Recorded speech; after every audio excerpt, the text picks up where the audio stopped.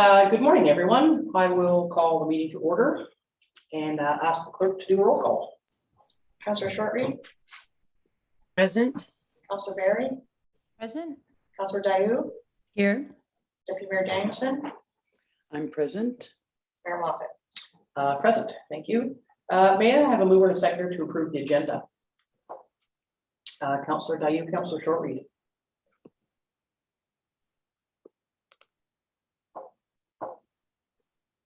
Councillor Dayu, second by Councillor Shortreed.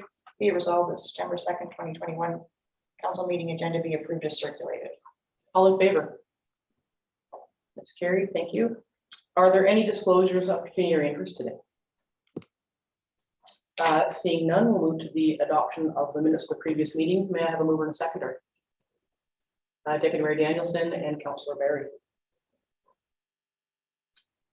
Moved by Deputy Mayor Danielson, second by Councillor Barry. Be it resolved that the August 12th, 2021 regular council meeting minutes and the August 26th, 2021 special meeting minutes be approved as circulated. All in favor? That's carried. Thank you. No public meetings. Number 8, delegations. We have Jane Mizanski from Gallagher Benefit Services, and we'll just bring her into the meeting.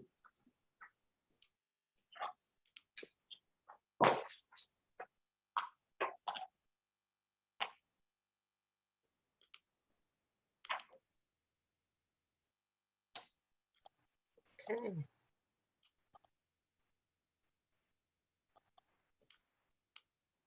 Okay. Good morning, Ms. Mizanski. How are you? Good morning. I'm fine, thank you. Welcome to the meeting. We'll just get straight into your presentation for the pay equity review. Okay. Then I will just go ahead and share my screen with the presentation that goes with the report. And hopefully that is going to come up. Okay, am I up and live?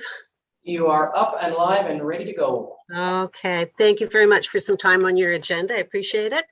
And the opportunity to have worked with the township on these reviews, the compensation reviews. So this particular one to start off with is the council review.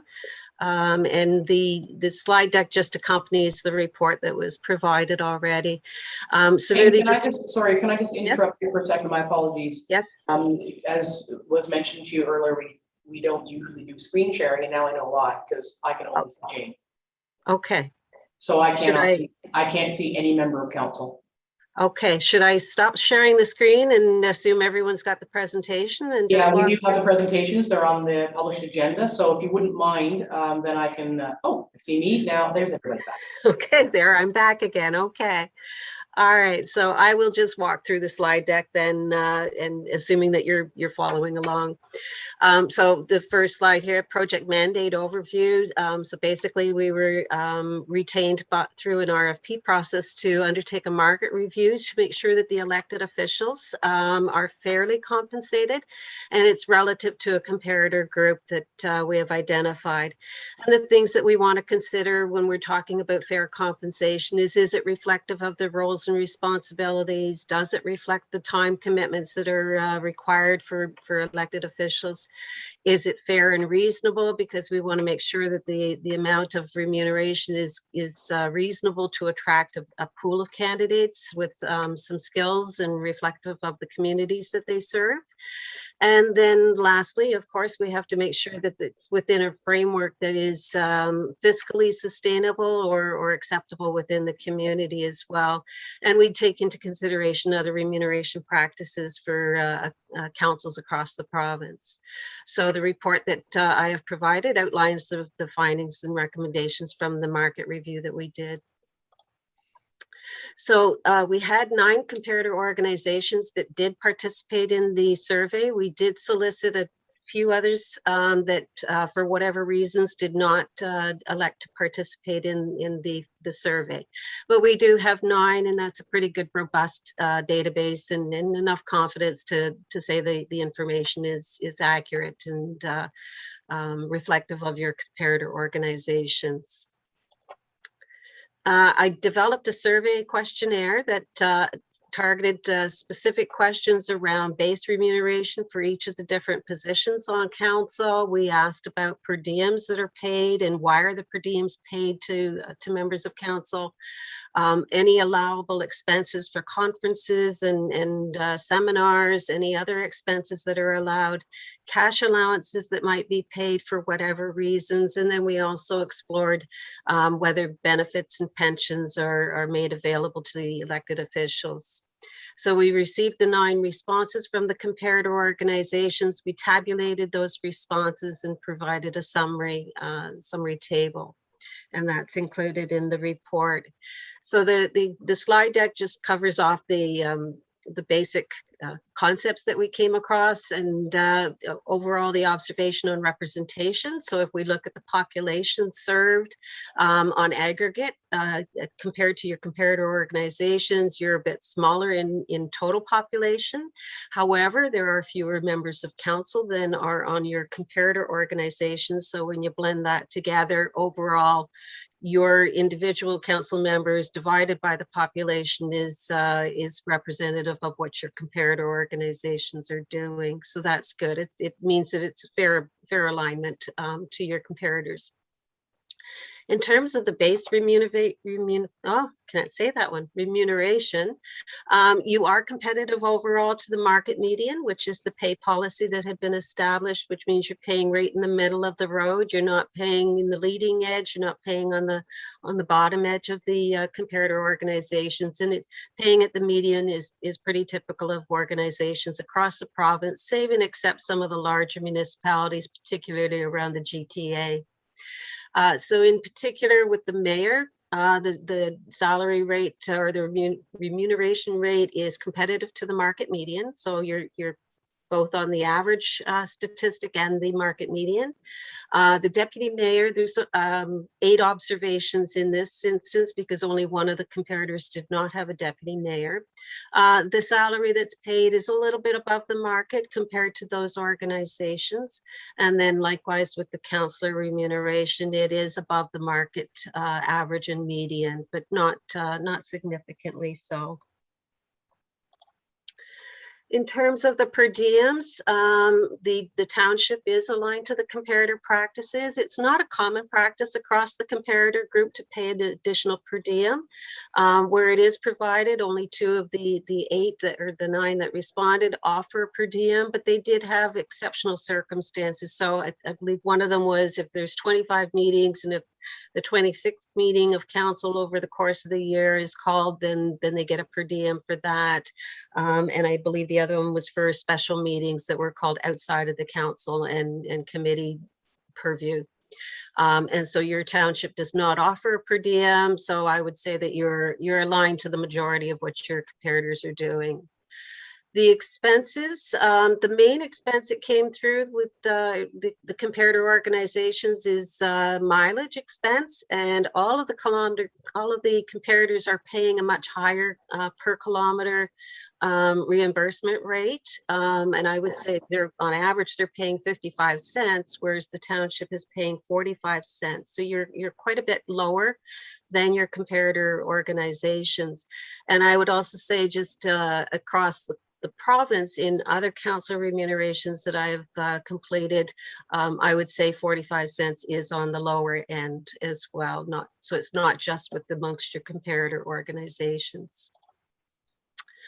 The insured benefits, you are above the comparator practices in terms of making insured benefits available to your elected officials. They can elect to have this coverage where the premium is 100% paid for by the municipality.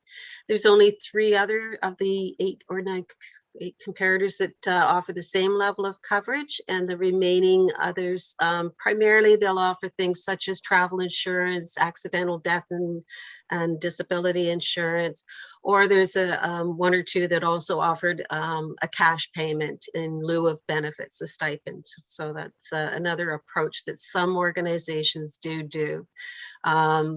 In terms of technology, we ask questions around what kind of cell phone, internet, laptop, iPad technology is made available to each of the elected officials. You're a little bit below the comparator practices as an observation, because the cell phone or a stipend for a cell phone is available to the mayor only in 3 of the observations, and to the mayor and deputy mayor in 1 observation. And then there are 3 comparator organizations that offer a cell phone or a stipend to all members of the council. 7 of the comparators do issue a municipal laptop. So the municipality buys the laptop and provides it to the elected officials. And at the end of the term, they either say you can buy it out or you can return it. It's administratively sometimes easier just to say buy it out, or they will offer a stipend for the elected officials to go out and purchase their own technology and or pay for internet charges. In the township, my understanding is that only the mayor and the deputy mayor are provided a cell phone at the expense of the township, and there's no other technology that is offered to the elected officials, or no other remuneration for internet services. So in terms of overall, what would we recommend for changes with respect to the base pay? We would say the remuneration practices, you are aligning to the 50th percentile. And just in terms of how we do that, I know they report to council, we have pluses and minuses. And if it's anywhere in between plus or minus 10%, we say for all intents purposes, you are at or close to your target marketplace. It's not an exact science in terms of doing some of the analysis, but that's why we have this range. So 10% plus or minus, so you're within that range. So we're not recommending any changes to the current salary rates that are being offered. However, having said that, that doesn't mean that they're frozen completely. What we do say is to continue the practice of annually increasing the remuneration, and typically you will align to whatever increase is awarded to the non-union staff. There are other methods that you could consider in terms of going out back to the comparators and saying, what are you increasing your council rates by, and using that as the basis, or even just to test it. But typically the organizations will align to the non-union employee group increases. On the per kilometer, because you are significantly off market, I am making a recommendation that perhaps you consider increasing the remuneration rate to 55 cents per kilometer. But to help cap it, you could put a limitation on the number of kilometers that you would pay that level at. I'm suggesting 5,000. It's been a number that's been used in other organizations as a threshold. And then any other kilometers above 5,000 in a year are paid at the current rate of the 45 cents. So it's providing some context or some governance or caveats around it. And then in terms of the technology, it is a recommendation that maybe exploring some other options that are cost effective. It's very difficult for me to say go out and buy the laptop, because everyone's internet services and availability and cell phones and options or interest in carrying 2 cell phones, a personal cell phone and a municipal cell phone, so things like that. So we're just suggesting, if you want to do some research in your local communities in terms of some cost-effective options to support the council members with their technology needs that help them meet the obligations of the role. And I believe that is the end of the recommendations. Thank you very much for that. Interesting around the kilometers the kilometers and the tech part, because of the pandemic, nobody's going anywhere, and I think using landlines for the most part. So, but they are excellent considerations going forward. And I guess now would be, before we get into the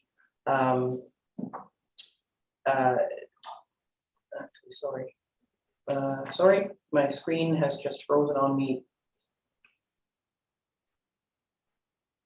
My screen is Just give me a minute. Okay, I am in the right place.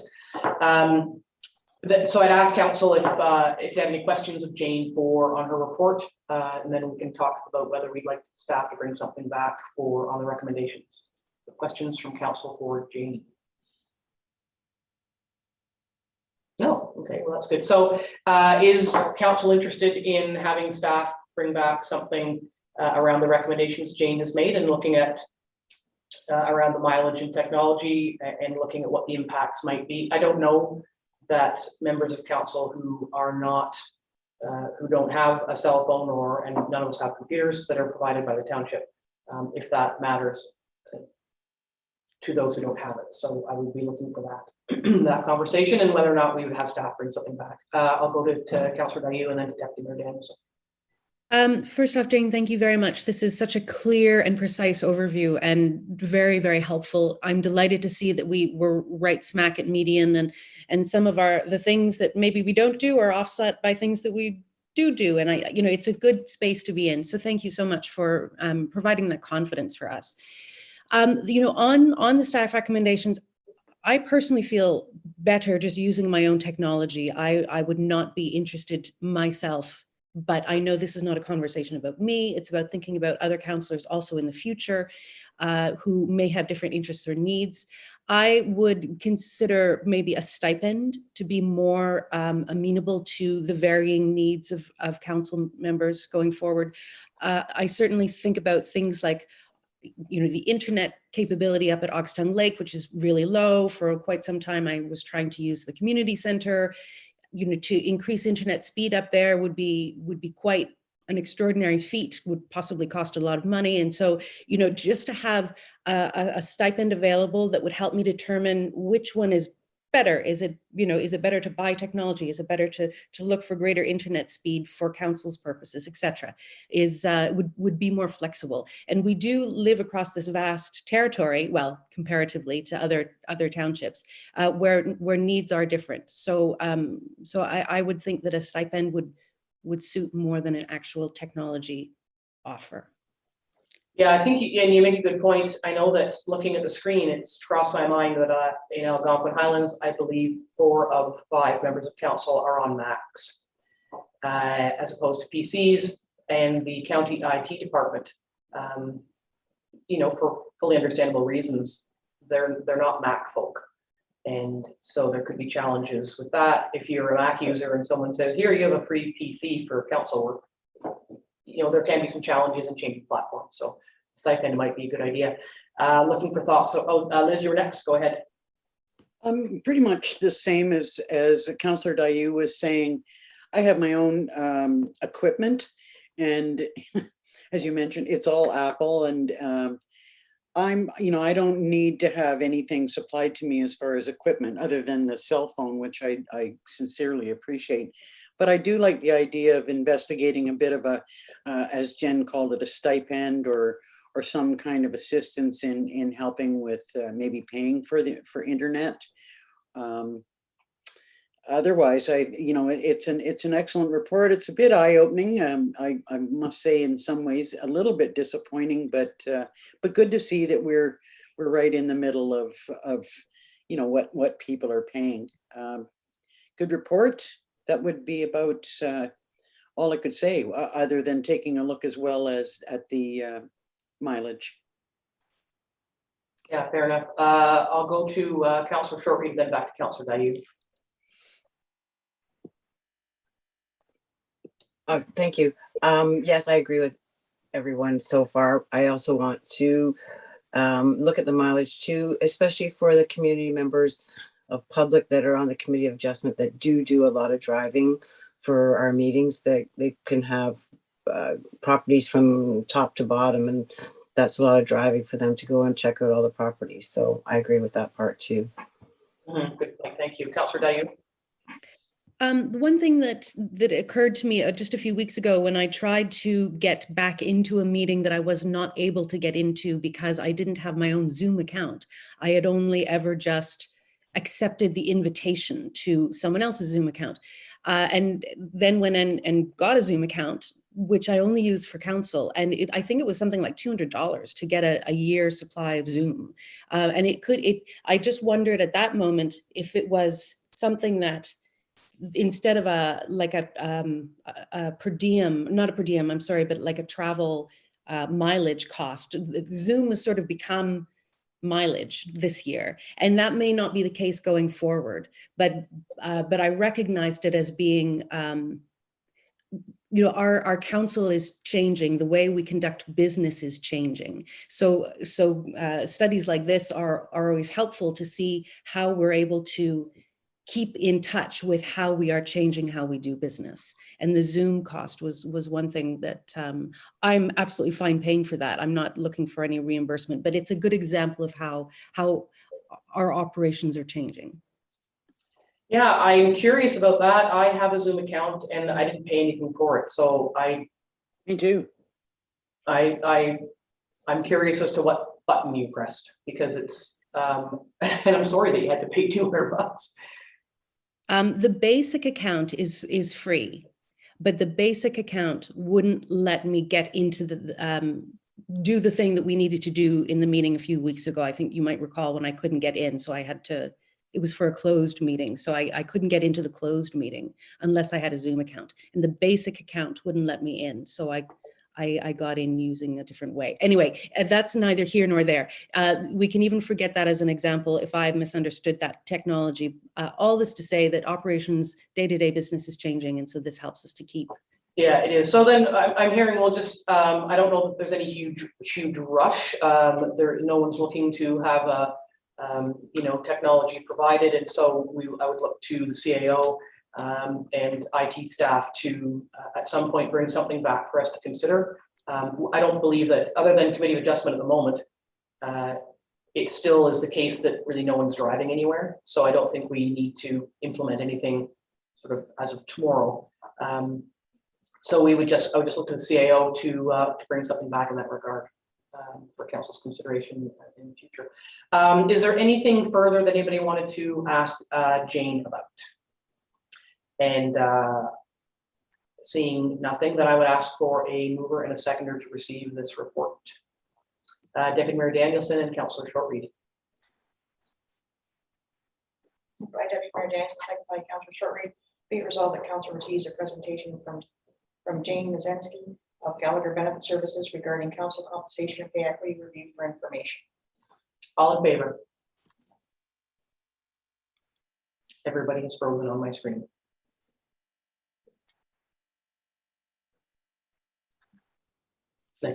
Oh, Liz's head is moving. I think maybe everybody's moving again, so I will just ask to vote again. All in favor of that resolution? And I see hands, so thank you for that. Jane, thank you very much for your presentation, and to echo the thoughts of members of council, appreciate the detail and thank you very much for it. Okay, thank you. We are going to move a little bit different agenda this time around. We're going to move into closed session. So may I have a mover and a seconder to move into closed session? Deputy Mayor Danielson and Councillor Shortreed. Moved by Deputy Mayor Danielson, second by Councillor Shortreed. Be it resolved that council adjourns its open session at 9:23 a.m. to proceed.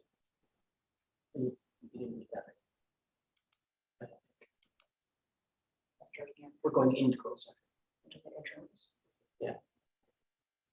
Moved by Deputy Mayor Danielson, second by Councillor Shortreed. Be it resolved that council adjourns its open session at 9:23 a.m. to proceed into closed session for the purpose of discussing the following.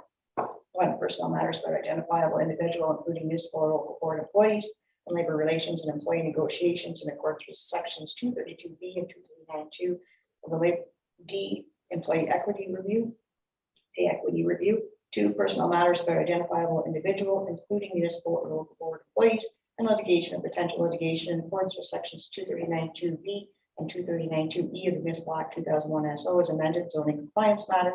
3, advice subject to solicitor client privilege in accordance with sections 239(2F of the Municipal Act 2001 as amended.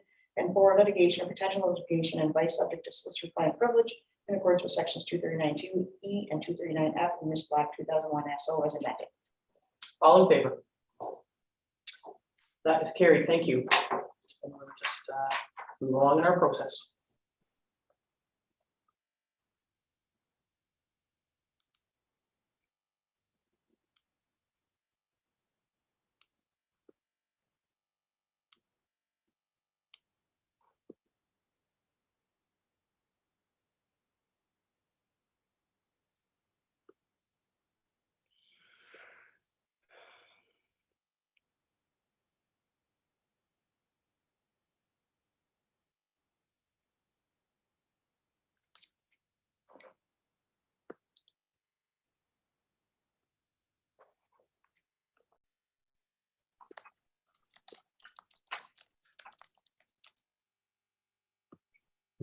Okay, I'm advised that we are back onto the live stream, and may I have a mover and a seconder to resume the open session of council? Councillor Shortreed, Councillor Diane. Moved by Councillor Shortreed, second by Councillor Diu, be it resolved that council adjourns closed session at 11:11 a.m. and open session resumed. All in favor? It's carried. Thank you. We are starting at number 12, Public Works Business. So we'll bring in Mr. Bergstrom.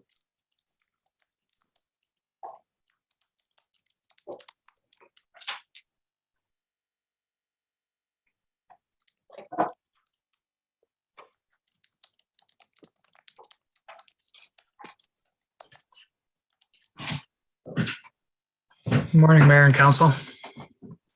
Morning, Lyle. How are you? I'm good. How are you? I think everybody's good. Thank you. First up for you is your report on the North Shore Road and St. Peter's intersection confusion. Yeah, so this report is in response to me noticing the unusual sign configuration, but also I guess historically staff have received comments regarding the sign configuration. So having a look at it, doesn't meet the Ontario traffic manual. So I feel like it's due to be addressed.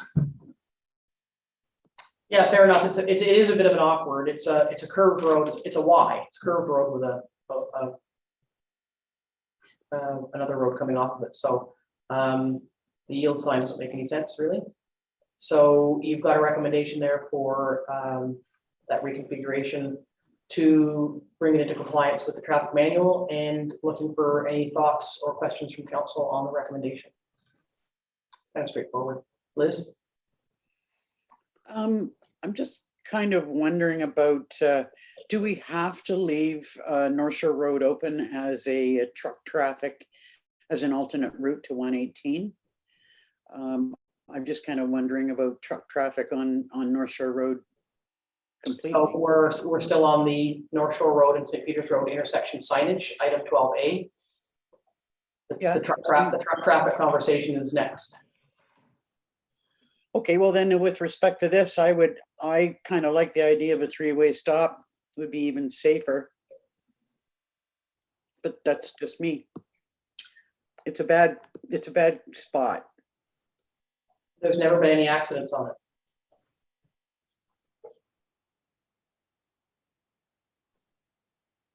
It's just my thought, that's all.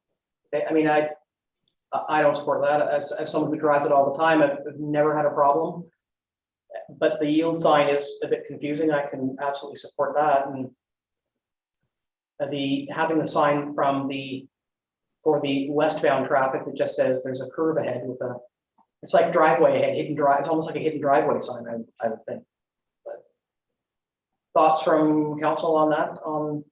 And I don't know who is familiar with the intersection, so we can be careful about that too, if there's anybody who's unfamiliar with the intersection.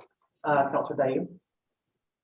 I'm probably the least familiar with the intersection, having been on it possibly 15 or 20 times. That's still a lot less than everyone else on council. And I've never found it overly confusing or particularly dangerous, but I do get that we should probably just bring it up to whatever the traffic code says it should be, and call it a day, really. If it seems like it needs to be fixed, so let's fix it. But I don't find that it's overly dangerous.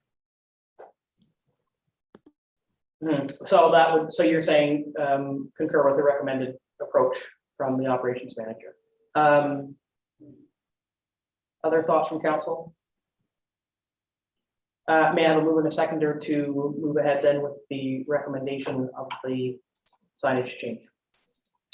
Councillor Shortreed, Councillor Dayu.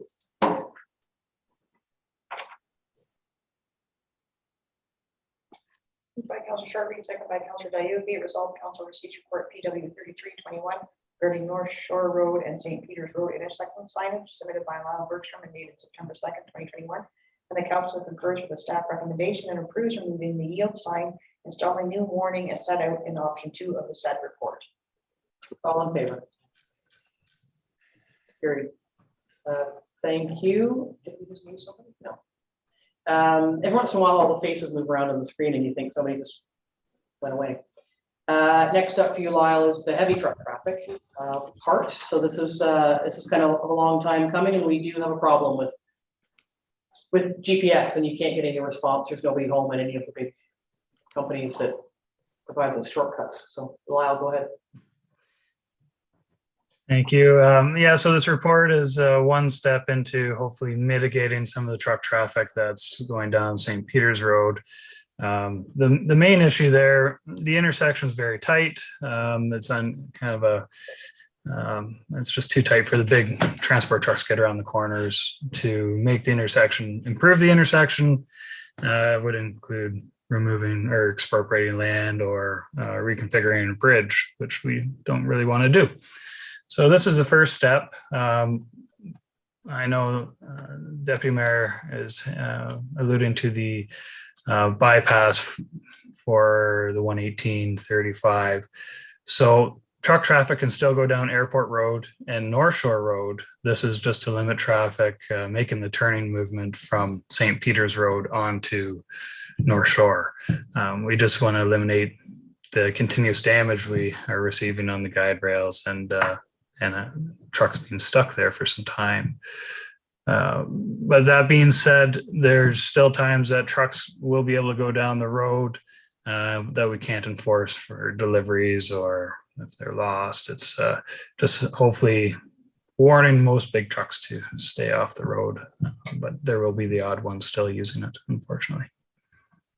Well, I'd like to see us try and ensure that, notwithstanding the challenges of that we face in this regard, that we also don't want trucks trying to use North Shore Road as a shortcut, because their GPS tells them that it is, but we know that it's not. So I would hope that it's not just to reduce trucks using St. Peter's Road, but it's to reduce heavy trucks using North Shore Road. Yeah, well, ideally that is the case. I was speaking the bypass more so, say there's an emergency where the 118 is closed. You still have the Airport Road and North Shore Road, but no, ideally this would mitigate trucks taking their perceived shortcut down St. Peter's Road and the west leg of North Shore. This is kind of the first step in mitigation. So are you saying that there would be a sign at St. Peter's at the same intersection that would say like no heavy trucks to go across the bridge, so you can't turn right? Yes, both ends of St. Peter's Road, there will be signage for no heavy trucks. So why don't we just put no heavy truck signs on North Shore Road coming off of 118? And 35. Sorry, 35, yeah.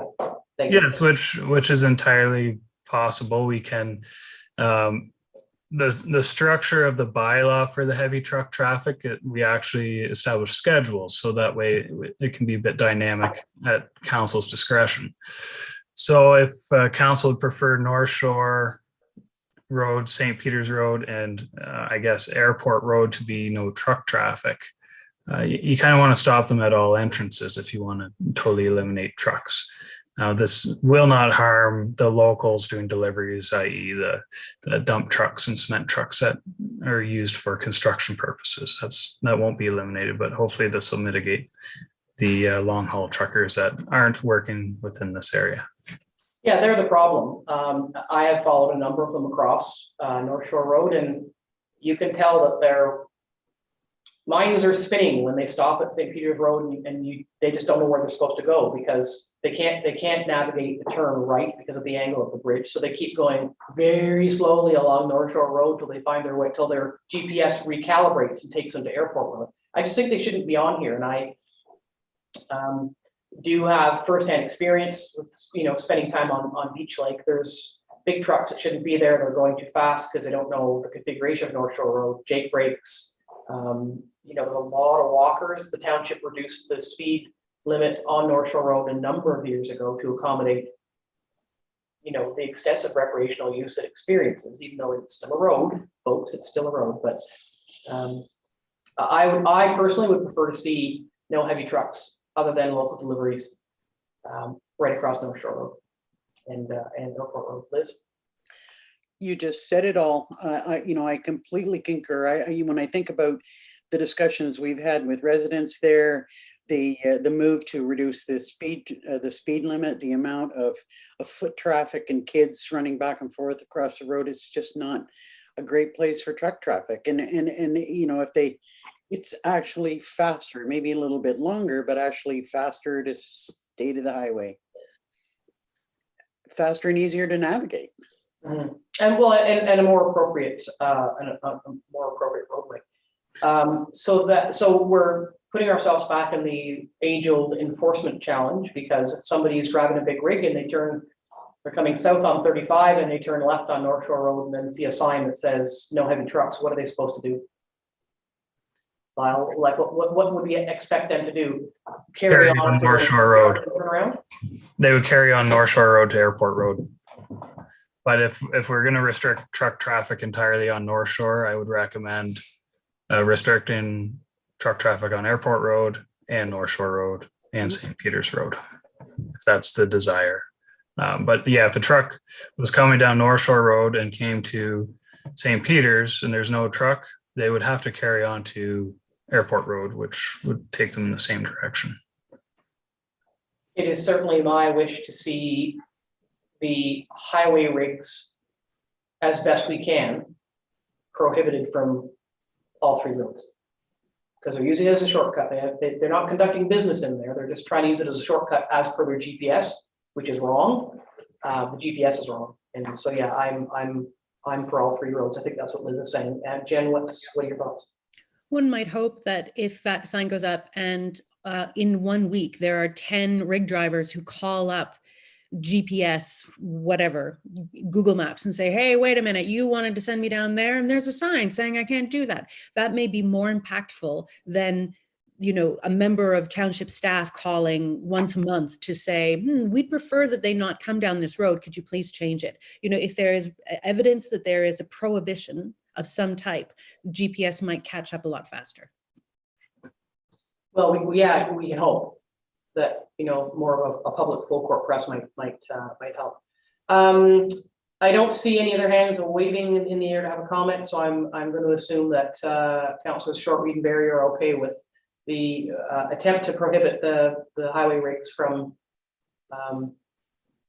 North Shore, St. Peter's, and Airport as a shortcut. I'm going to go with that. Jen, back to you. Just a quick question for Lyle. I have seen, as we all have many times, just at bridges, smaller bridges, there's also a weight limitation to go across the bridge. I can't remember if there's a weight limitation sign in place at St. Peter's, but could there be, would that help, or would it be irrelevant, given that we're doing everything else? It would be irrelevant. The bridge itself is rated for full load capacity. So it's not, Bear Lake Road is the one bridge that we have that has a weight restriction on it. So I think posting a weight restriction on a bridge that doesn't require it is not really appropriate. And it'd be too late by then anyways. Councilor Barry. I personally am more in support if the issue, which I understand, is to be navigating that corner, then I feel confident putting signage in regards to St. Peter's Road. I don't know about a prohibition on North Shore and Airport Road. I also think that we have a pit on North Shore Road. So we could be technically using heavy road on the road that we're trying to prohibit. So But there's a distinction. What we're trying to do is we're trying to keep highway rigs going from North Bay to Quebec off of North Shore Road. That's what we're trying to prohibit. Hmm. And I can assure you that they are using North Shore Road and Airport Road because GPS tells them it's a shortcut, and it's not. That's who we don't want to keep. As Lyle said, this is not intended to keep the day-to-day delivery and dump trucks, as Lyle mentioned, cement trucks and whatnot, who are conducting business within that little area. They're allowed to go in there. This is to keep highway rigs off, who are only using it as a shortcut. okay. Liz? I'm pretty sure if we let the residents of North Shore Road know that we were moving in this direction, that they would celebrate the decision. Yeah, I mean, I've had a number of, not necessarily complaints, but people saying like, sheesh, is there nothing you can do? It's, big trucks are rattling down here and all they're doing is using it as a shortcut. So I think it's a move in the right direction. So I think, Lyle, what you're hearing is all three will give it a shot and see what comes of it. It can be revisited if any more challenges or problems arise that need addressing. We can always circle back based on feedback. Alrighty. So does that change? That changes your resolution, does it? Yeah, fix that. I just do have a question, because Yes. the bylaw has been drafted for St. Peter's Road. Would council like the bylaw to come back on September 16th or pass as amended? We'd have to update the schedule. Think we're okay to pass as amended? Does council agree with that? You don't need to see the details of the language come back. Do you? No, saying so. No, it'll be as amended. Bylaw will be as amended. All right, then can I have a mover and a seconder to receive the report and move the recommendations along? Councillor Shortreed and Councillor Berry. By Councillor Shortreed, second by Councillor Berry, be it resolved, council receives report PW 3421 regarding St. Peter's Road heavy truck traffic submitted by Lyle Bergstrom and dated September 2nd, 2021, and the council approves the implementation of a no heavy truck regulation on St. Peter's Road, North Shore Road, and Airport Road, and directs the bylaw as amended to restrict heavy traffic on St. Peter's Road, North Shore Road, and Airport Road be brought forward for approval. All in favor? That's carried. Thank you. Thank you, Lyle. Thank you. Finance business is next. I think for this one small item, we don't need the treasurer to come in. I think we can probably manage this ourselves. Some tax write-offs there. Are there any, or there's one, is there any questions? Sorry, pardon me, I can't scroll. I have to use a little thing at the side. Fairly straightforward. If there are no questions, I would look for a mover and a seconder for this report. Councillor Dayu and Councillor Shortreed, thank you. By Councillor Dayu, second by Councillor Shortreed, be it resolved that council receives report TT 14/2021 regarding tax write-offs submitted by Cameron's dated September 2nd, 2021, and the council hereby approves a note of tax write-off under section 357 and 358 of the municipal act for taxes in the amount of $1,179.59. All in favor? Carried, thank you. Next up is planning business, so we'll bring the planner back in.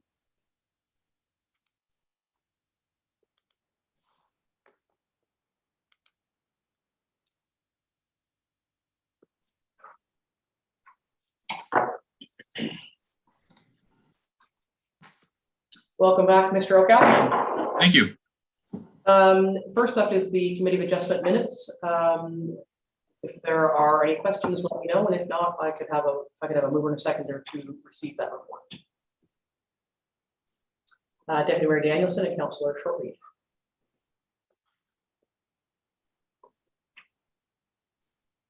Moved by Deputy Mayor Danielson, second by Councillor Shortreed. Be it resolved that council receives report PL 7921 regarding the August 6, 2021 Committee of Adjustment meeting minutes submitted by Sean O'Callaghan dated September 2nd, 2021. All in favor? Carried, thank you. Next up is an application for a Shore Road allowance closing in the name of Rayburn on Coagama.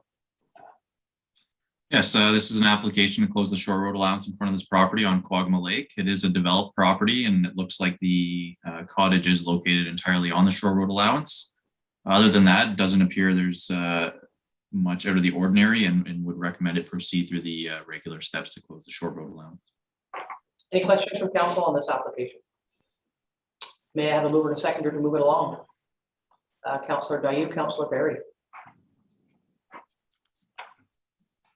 Moved by Councillor Dayu, second by Councillor Berry, be it resolved that council received report PL 7521 regarding the proposed shore road allowance closing fronting property located at part of lot 13, concession 11, geographic township of Sherburne, Quagma Lake, submitted by Sean O'Callaghan dated September 2nd, 2021, and the council approved in principle application OSRA 2521 made to stop up and close and abate the said shore road allowance. The applicants are requested to proceed in accordance with the shoreline road allowance closing procedure.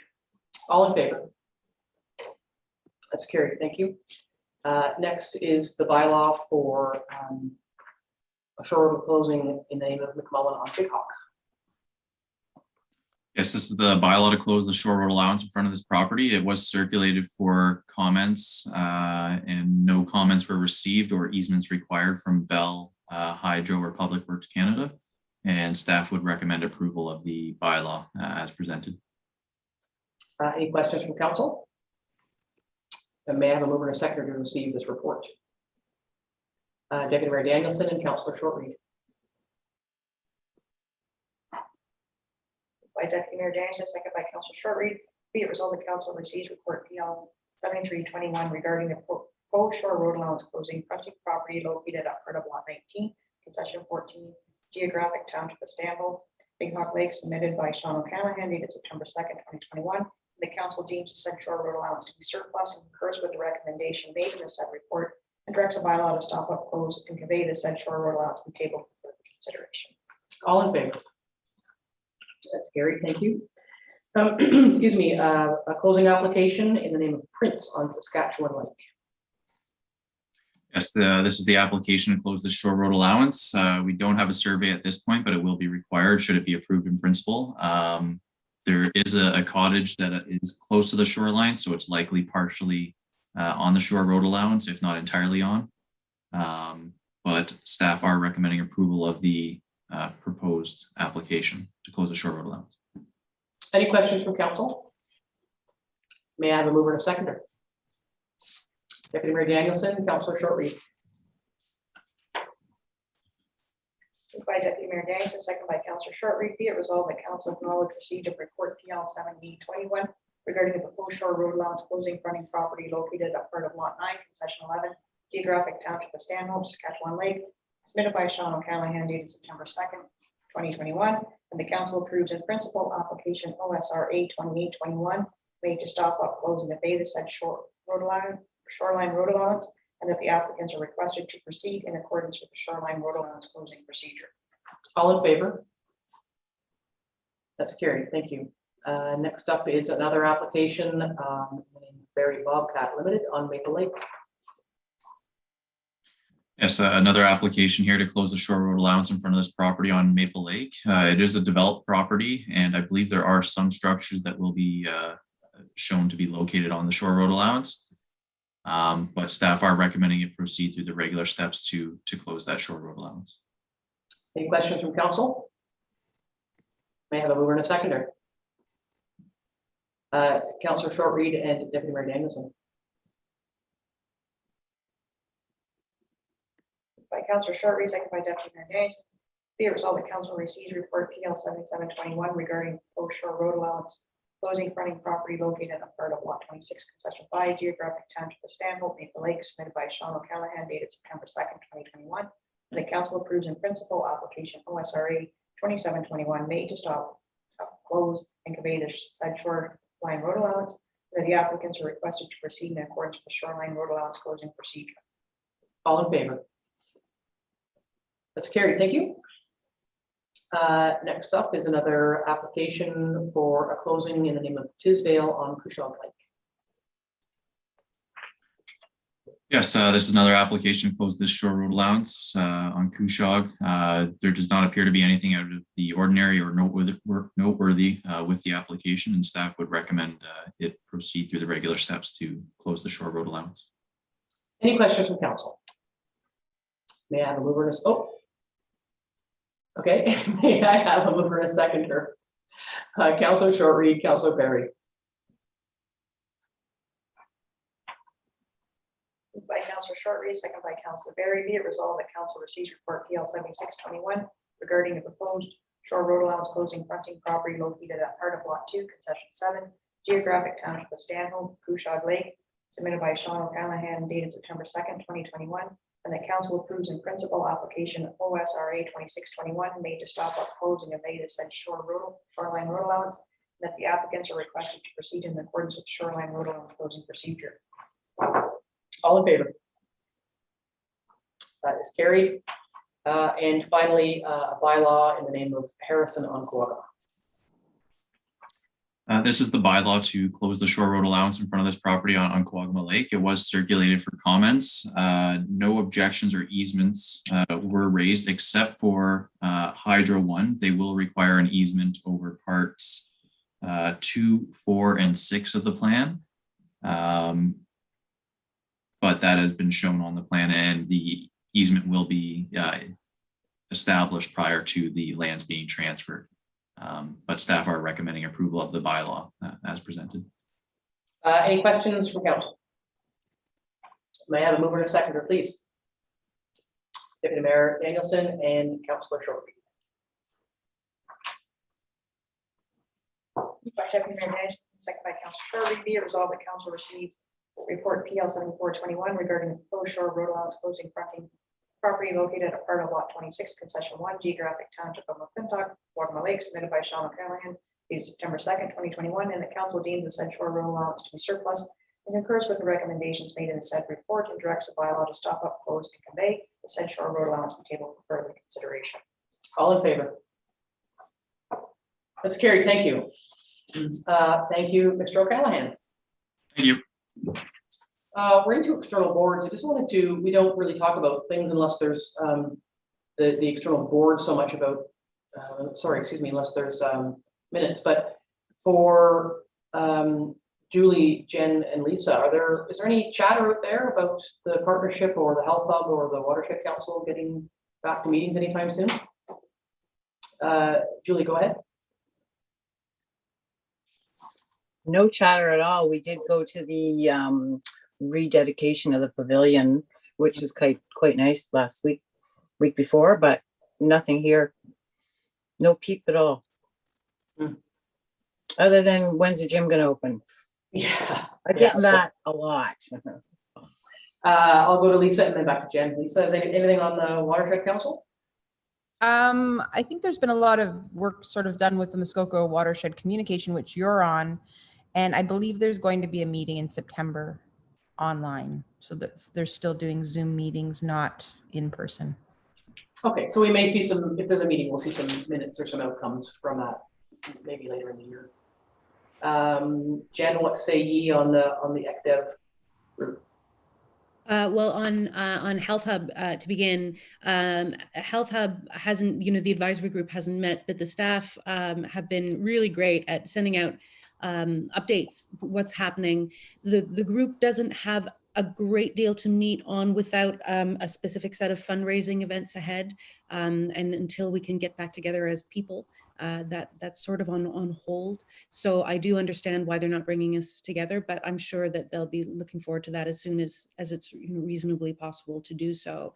ECDEV has been meeting via Zoom, and that's been working out just fine. And they only meet on a once quarterly basis, more or less anyway these days. So you are as informed as I am at the current moment. That's right. There was a meeting a couple of months ago. That's right. I do recall that. Okay, well, thank you for that. And just let us know if there's, and even with the Health Hub, if there's any updates that should be shared out, they can come out so that we know what's going on there. I know they've had some challenges like everybody else with COVID and how to sort of keep things moving. The safety and well-being plan, those meetings continue, and the work continues of the advisory board. The plan will be coming to county council, and it will have some impact on the lower tiers. So it is turning out to be quite interesting, and we'll see how that plays out going forward. Library board, I think the new CEO has been hired. I don't recall that person's name. Liz, do you know anything about that? I can just remember his first name being Chris. He spent some time at in the Bancroft system. He is from Ontario. So we just look forward to meeting him and working with him. There will be a little bit of overlap between our interim CEO and the incoming. Only other thing on library board is that later on this month, we'll be having both a finance, a special meeting, and a strategic planning session, which may or may not be in person. Yeah, that's right. Yeah, that's what's being requested. So look forward to that. And anything from Eorn you want to share? No.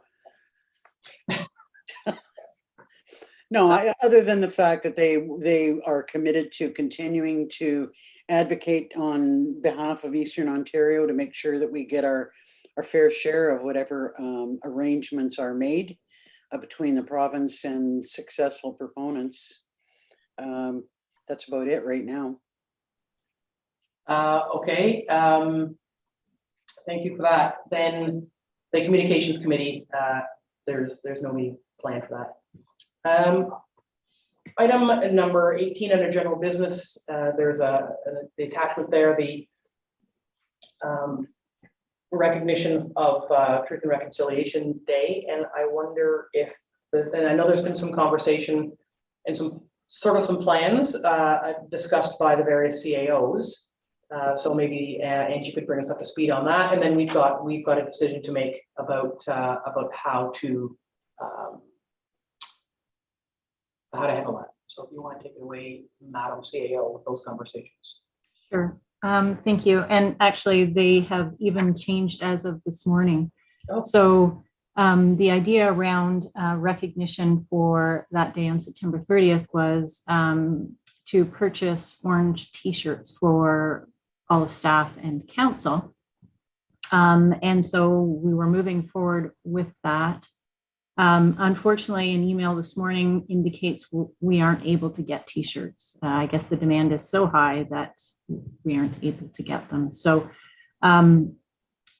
the other option is orange stickers and temporary tattoos, which I honestly, I wouldn't recommend that because I don't think that would be of any use, or I just don't think it would get used by staff or by council. So that's sort of not an option at the moment, unfortunately. So.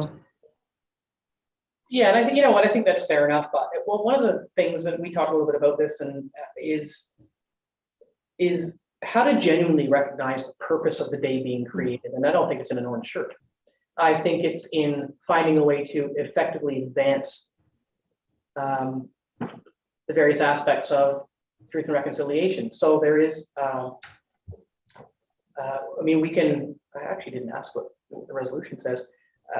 There's an option for it being a day off and I don't support that. I don't think that is an effective way to advance our better understanding of the challenges. I personally would love to see, and maybe it's a report that comes back, but maybe on that day or around that day that we have, I think Angie has some ideas around this, is there are tons of resources out there for us to be, to better understand and to be effective participants. I'd rather us do that. That's what I'd like to see us do. I'm just going to go to Angie first because she might answer some questions and what she's going to say. I don't know what she's going to say, but she might answer some questions. Well, we've been doing some research on what's available for maybe perhaps some training or some online education for staff. And Don was speaking yesterday to the National Center for Truth and Reconciliation. And they are going to be providing some online training. So we're looking into that. However, because there is such an uptake on this, that they wouldn't necessarily be able to provide the training the day of. So it might be shortly thereafter, but we're still looking into what is available. So that is something that I would recommend, that in order to really recognize the day, is to provide opportunity for staff to participate in some sort of training, and whether it be groups get together and come to the office, or do it individually and provide time slots for them to do that. I'd like to be able to have the opportunity to sort that out, but there are lots of options that we can do. I'm going to go to Jen and then back to Liz. Yeah, I couldn't agree more. I really couldn't agree more. I think that, the orange shirt, it has its place, but it's not a meaningful, it's not meaningful in the broader scheme of things. It is something that allows folks who have no idea about the past to think, hey, wait a minute, is there something happening here? But beyond that, it doesn't help us to pursue the issue and advance the conversation. So I'm thrilled to hear what Angie has in mind, and I look forward to hearing more. I am also curious to know whether Council would agree that around the Township of Algonquin Highlands, there's limited awareness of our treaty history and the history of First Nations in this space, and whether this would be an opportunity to do a press release or to work with a member of the media to uncover a little bit of that history and make it more known, so that they know what the baseline is that we're working from here in the township.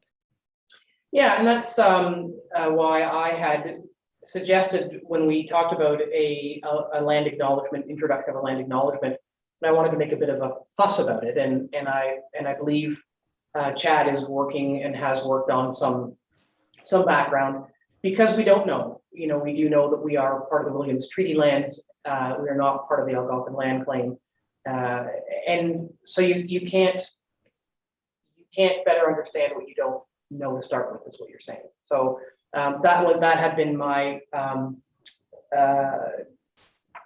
wish at the last meeting, was we do exactly that we have some means by which to say exactly what happened here. I don't want us to say, we'll just have some sweeping statements that says, yes, of course, we acknowledge some people who did something. We know that we have some experiences on the land here that are not necessarily the same as in other areas, although they are generally the same in Haliburton County, but there is a way to make it special for us. And I think, and Chad is already working on that after our last discussion. So yeah, we're definitely headed in that direction.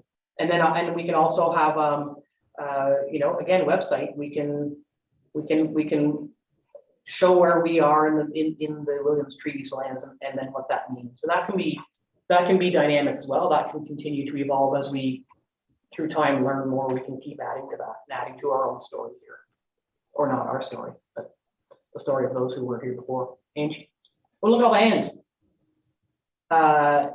Deputy, Liz, and then Lisa, and then I think Angie had her hand. I was just going to say that with respect to training or any information that's made available, that if there is training available for staff later on, that council should be included in that.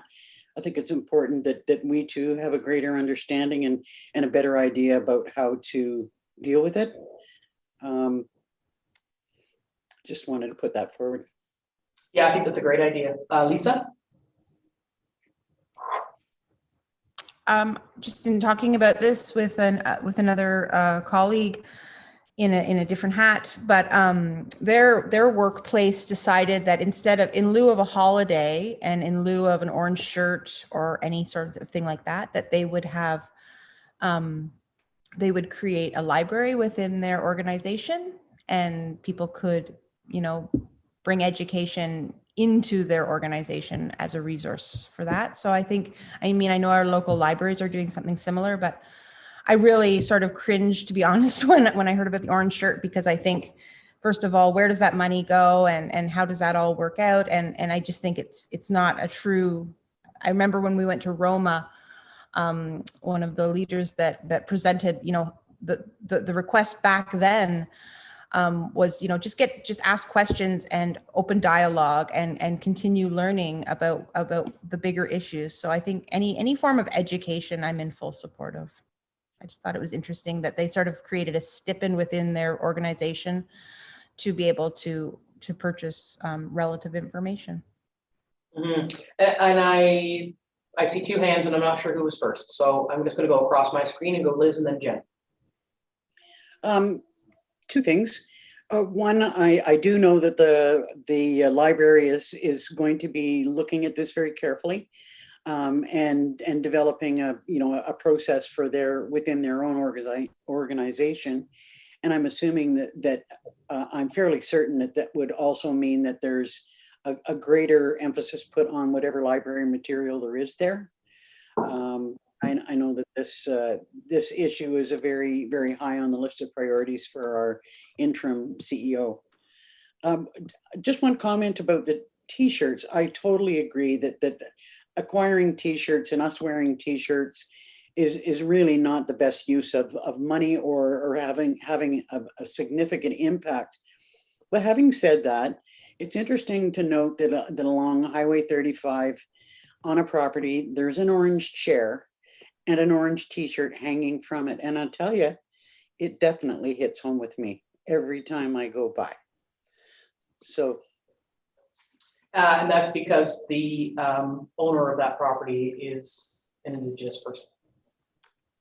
So it's, and so some sort of, just based on what I'm hearing from council, we have lots of opportunity to undertake some, effective progress on this. We're talking about having something on the website, a dynamic development of educational resources, whether they're through the library system. Let's wait and see what the new CEO has to say about that. And there could be some partnerships there. We were talking about a land acknowledgement, and I think that there's an election coming in a whole new term. And so making sure maybe that the larger scale acknowledgement with that historic piece is part of the swearing in ceremony of each new council term going forward. So there's lots of things, and I think I can see Angie's madly scribbling notes there, and I look forward to what she might bring back for us to consider to create a sort of a robust program for Algonquin Highlands in this regard. Jen? Truth and reconciliation is largely about listening. And so while I still firmly think that it would be great if our communications coordinator does some research and presents it to us and presents it to the world, I also wonder if there's a space here to reach out to the appropriate elder within the First Nations community in our area and say, you know what, if you wanted to come and do a delegation to council and give us a bit of your story and where, what you're thinking about these days and what messages do you want Algonquin Highlands Council to hear, we would really welcome that. I think that would be a good gesture, and it would be our opportunity to hear from the folks who have been impacted by these several centuries of history as to what they're thinking now and where they stand. Yeah, and I think there's an opportunity for that too. And I think I mentioned in our last discussion about the land acknowledgement process that I just pulled his card out. The elder that I met, the elder from Romera that I met when I was at the OPP roundtable, and he did an introduction, and on his business card, he is a fish fence guardian and storyteller. And he was delightful. So there are people out there who, I learned a lot from him. He told us stuff I'd never heard of, and that's the point. You're exactly right. So yeah, so that's something that Angie can fold into how we create this program to be better at it. Other hands. Did Liz, you have your hand up again?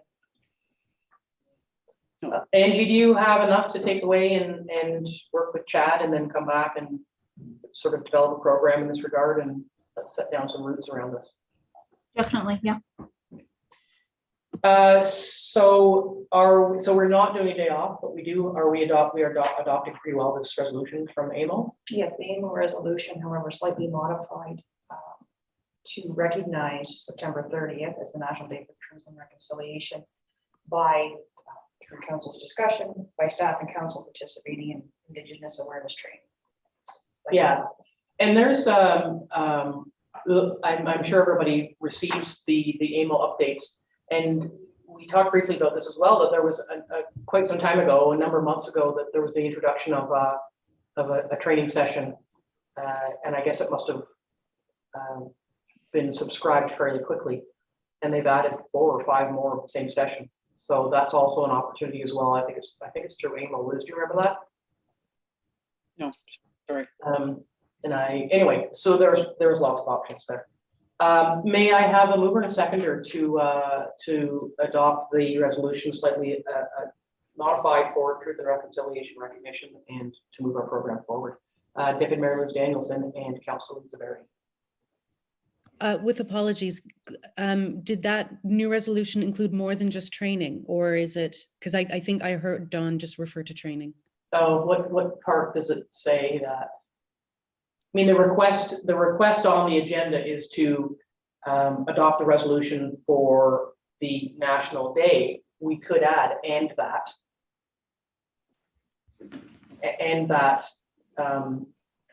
staff will come back with a report on the development of a truth and reconciliation program. Would that be the right word for Algonquin Highlands and its residents? It's not just the municipality; it's for the community.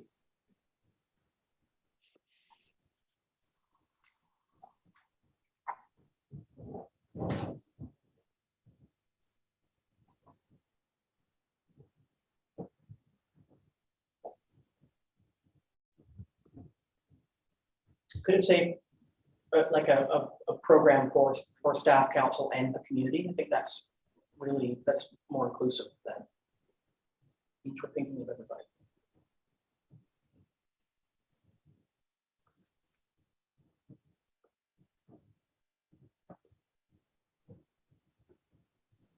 Staff report back to council. A program.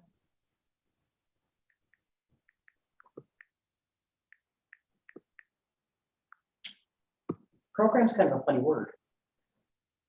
Anybody have a better word than program? Plan? Plan.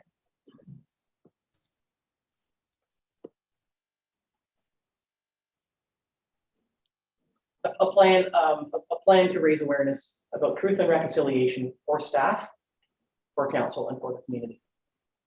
That kind of perfect. Jen? Plan of action, perhaps. Plan of action.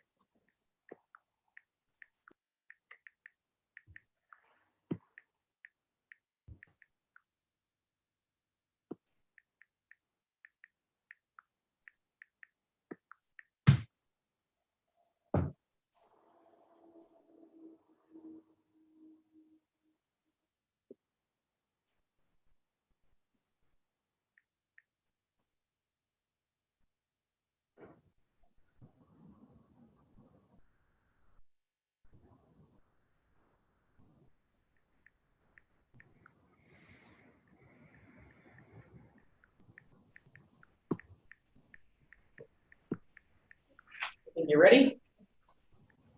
By Deputy Mayor Danielson, second by Councilor Berry, whereas the Truth and Reconciliation Commission released its final report on June 2nd, 2015, which included 94 calls to action to address the legacy of residential schools and advance the process of Canadian reconciliation. And whereas the recent discoveries of remains and unmarked graves across Canada have led to increased calls for all levels of government to address the recommendations in the TRC's call to action. And whereas all Canadians and all orders of government have a role to play in reconciliation.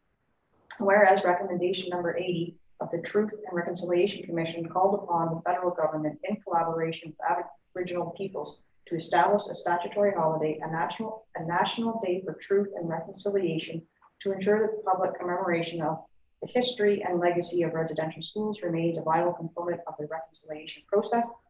And whereas the federal government has announced September 30th, 2021 as the first National Day for Truth and Reconciliation, National Orange Shirt Day, and a statutory holiday. Therefore, be it resolved that Council of the Corporation of the Township of Algonquin Highlands does hereby commit to recognizing September 30th, 2021 as a National Day for Truth and Reconciliation by staff and council participating in Indigenous awareness training, and that council directs staff to report back to council with a plan of action to raise awareness on truth and reconciliation for staff, council, and the community. So that's the resolution that has been recommended by AMO, but is it, or we're assuming then that September 30th every year is the day, because it doesn't say that, but that's inherent, that's assumed, is it? Would we say that that's assumed, that it's an annual event? Okay, everyone understands that? Okay, you've heard that. Any further questions, comments, discussion? All in favor? That is carried. Thank you very much. Next up is correspondence. Did anything receive any legs? May I have a mover and a seconder to receive the summary listing? Deputy Mayor Danielson, Councillor Dayu.